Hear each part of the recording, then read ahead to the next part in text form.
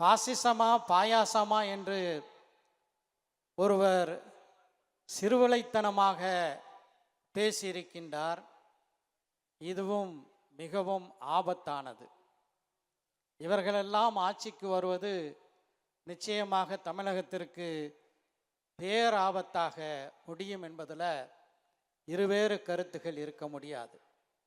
ஆனால் நம்முடைய மாண்புமிகு முதலமைச்சர் அவர்கள் எதிர்க்கட்சி தலைவராக இருந்த அந்த காலகட்டத்தில் பாசிச ஒன்றிய பாஜக அரசு குடியுரிமை திருத்த சட்டத்தை கொண்டு வந்தபோது சென்னையில் அனைவரையும் ஒருங்கிணைத்து மிகப்பெரிய எழுச்சி மிகுந்த ஒரு பேரணியை நடத்தி காட்டி பாஜகவுக்கு பாசிசத்திற்கு மிகப்பெரிய ஒரு சவாலாக விளங்கினார் என்பது மட்டுமல்ல, நாங்கள் ஆட்சிக்கு வந்தால் சட்டமன்றத்தில் இந்த குடியுரிமை திருத்த சட்டம் தமிழ்நாட்டிலே அமல்படுத்த மாட்டோம் என்று தீர்மானம் நிறைவேற்றுவோம் என்று அறிவித்தார்.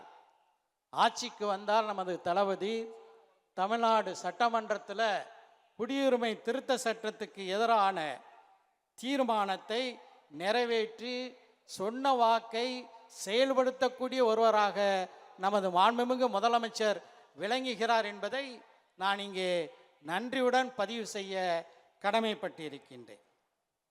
கனிவும் துணிவும் கொண்டதுதான் திராவிட மாடல் ஆட்சி என்று நம்முடைய முதலமைச்சர் அவர்கள் சொல்வார்கள்.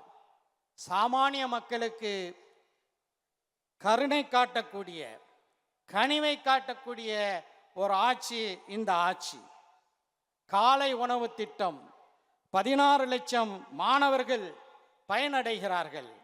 தாயுமானவர் திட்டம் வறிய நிலையில் உள்ள 5 லட்சம் பேரை வறுமையின் பிடியிலிருந்து வெளியே எடுக்கக்கூடிய ஒரு சிறப்பான திட்டம். புதுமை பெண் திட்டம் 6வது வகுப்பு முதல் 12வது வகுப்பு வரை படித்த மக்களுக்கு உயர்கல்வியில் செல்வதற்கான ஒரு வாய்ப்பு. அரசு உதவி பெறக்கூடிய பள்ளிக்கூடங்களுக்கும், அது முதலிலே அரசு பள்ளிக்கூடங்களுக்கு மட்டும்தான் இருந்தது, அரசு உதவி பெறக்கூடிய பள்ளிக்கூடங்களுக்கும் இந்த திட்டம் விரிவாக்கப்பட வேண்டும் என்ற ஒரு கோரிக்கையை வைத்தோம். கனியுடன் அதை பரிசீலனித்து இன்று அரசு உதவி பெறக்கூடிய அந்த பள்ளிகளுக்கும் இந்த திட்டம் விரிவாக்கப்பட்டதற்கு நான் இந்த நேரத்தில் நன்றி சொல்ல கடமைப்பட்டிருக்கின்றேன்.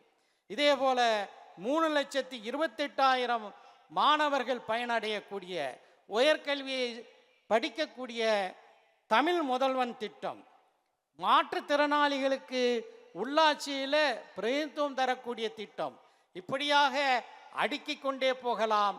இதெல்லாம் நம்முடைய முதலமைச்சர் சொன்ன அந்த திராவிட மாடலின் கனிவுக்கு எடுத்துக்காட்டாக இதே போன்று ஏராளமான திட்டங்கள் இருக்கின்றது. அடுத்து முதலமைச்சர் சொன்னார், இந்த திராவிட மாடல் ஆட்சிக்கு அடுத்து துணிச்சல் என்று சொன்னார். இன்று ஒன்றிய பாசிச பாஜகவின் எதேச்சதிகார ஆட்சிக்கு ஒருவர் துணிச்சலாக தலை நிமிர்ந்து நின்று மிகப்பெரிய ஒரு சிம்ம சொப்பனமாக விளங்குகிறார் என்றால் அது நமது தளபதி அவர்கள்தான் என்பதில் மாற்று கருத்து இல்லை.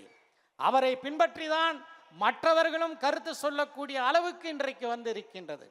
தமிழகம் குடும்ப கட்டுப்பாட்டை சிறப்பான முறையில் நிறைவேற்றியதற்காக தண்டனையாக தொகுதி மறுவரை என்ற பெயரில் தமிழ்நாட்டில் இருக்கக்கூடிய நாடாளுமன்ற தொகுதிகளை குறைப்போம் என்று சொல்லும்போது அதை நிச்சயமாக ஏற்றுக்கொள்ள மாட்டோம்.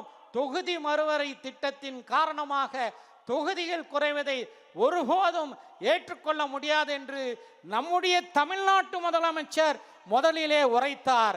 இன்று கர்நாடக முதலமைச்சர், ஆந்திராவினுடைய முதலமைச்சர், தெலுங்கானா முதலமைச்சர், இப்படியாக கேரளா முதலமைச்சர், இப்படியாக தென் மாநில முதலமைச்சர் அவர்களும் ஒரே வரிசையில் நிற்கக்கூடிய கட்சிகளால் மாறுபட்டாலும் அவர்களை எல்லாம் ஒரே அணியிலே சேர்க்கக்கூடிய சாதனை நம்முடைய தளபதி அவர்களுடைய மிகப்பெரிய சாதனை என்று நான் சொன்னால் அது மிகையாகாது.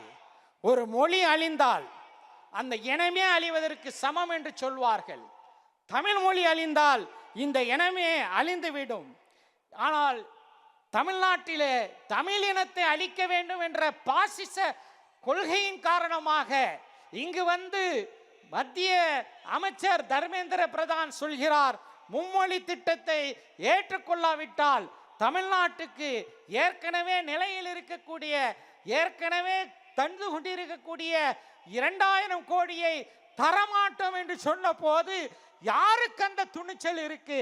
ஒரு 2000 கோடி எங்களுக்கு தேவையில்லை, நீ 10,000 கோடி தந்தாலும் இந்த மும்மொழி திட்டத்தை ஏற்றுக்கொள்ள மாட்டோம் என்று சொன்னது நமது தளபதியினுடைய மிகப்பெரிய துணிச்சலாக இருக்கிறது. இதை தொடர்ந்து கர்நாடகத்திலே, தெலுங்கானாவிலே, பஞ்சாபிலே முதல்வர்கள் இதை எதிர்ப்பு தெரிவித்திருக்கிறார்கள். ஏன்? ஹிந்தியினுடைய ஹாட்லேண்ட் இதயம் என்று சொல்லக்கூடிய உத்தரப்பிரதேசத்தினுடைய சட்டமன்றத்தில் போஜ்பூரி அழிந்துவிட்ட அந்த போஜ்பூரியை உயிர்ப்பிக்க வேண்டும் என்ற குரல் எழுந்திருக்கின்றது என்றால் அது இந்த திராவிட மாடல் ஆட்சியினுடைய பலன் என்று சொன்னால் அது மிகையாகாது.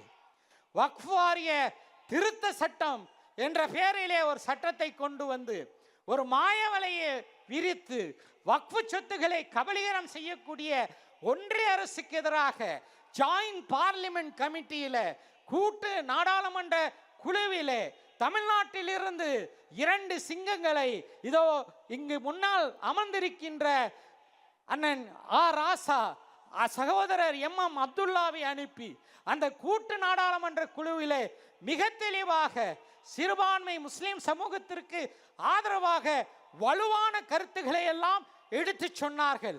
44 திருத்தங்களை சொன்னார்கள்.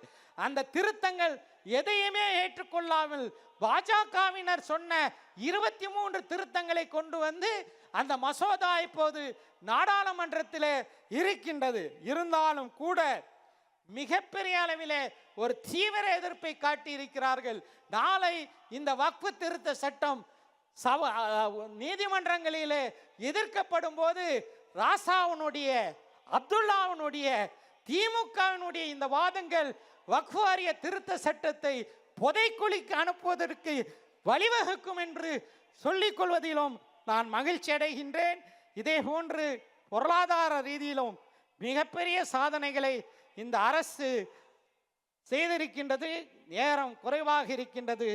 இன்றைய பாசிச பாஜகவுக்கு அன்று எப்படி ஆங்கிலேய ஏகாதிபத்தியத்திற்கு திப்பு சுல்தான் ஒரு சிம்ம சொப்பனமாக விளங்கினானோ அதே போன்று இன்றைய பாசிச பாஜகவுக்கு சிம்ம சொப்பனமாக விளங்கக்கூடிய நம்முடைய முதலமைச்சர் அவர்கள் நீடூழி காலம் வாழ வேண்டும் என்று பிரார்த்தித்து இங்கே செயல்படுத்தக்கூடிய நல்ல திட்டங்கள் 2026 மீண்டும் தமிழ்நாட்டில் திராவிட முன்னேற்ற கழகத்தை மக்கள் ஆட்சி கட்டலிலே அமர்த்துவார்கள் என்பதில் மாற்று கருத்து இல்லை என்று சொல்லி விடைபெறுகின்றேன். நன்றி.